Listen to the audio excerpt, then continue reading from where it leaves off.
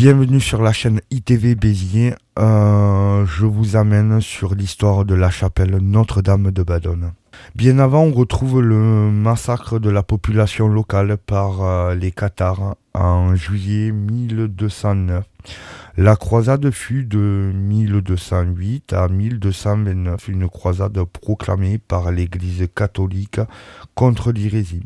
La première chapelle, de style roman, est construite au Moyen Âge, puis démolie pendant la guerre de religion qui se déroule de 1562 à 1598 qui branla le royaume de France.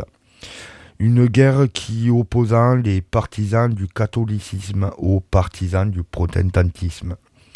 Dans la seconde moitié du XVIe siècle. La seconde chapelle, appelée également Sainte-Marie de Badonne, elle est de style gothique et construite au début du XVIIe siècle, à un emplacement proche de la première chapelle, dont il ne reste que rares vestiges. Après sa construction, elle a subi entre 1669 et 1687 une série de 3 travaux.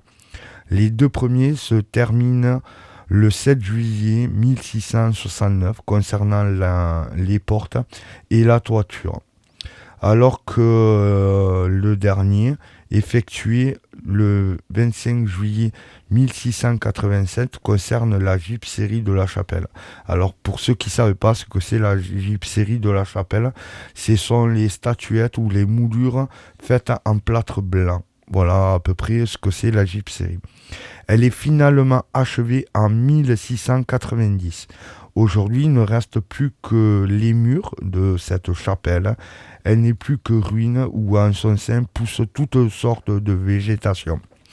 Elle est désormais située sur une propriété privée et n'appartient donc par conséquent à la commune de Béziers ou à l'église catholique. Elle est victime d'une lente agonie, du temps passé et des intempéries.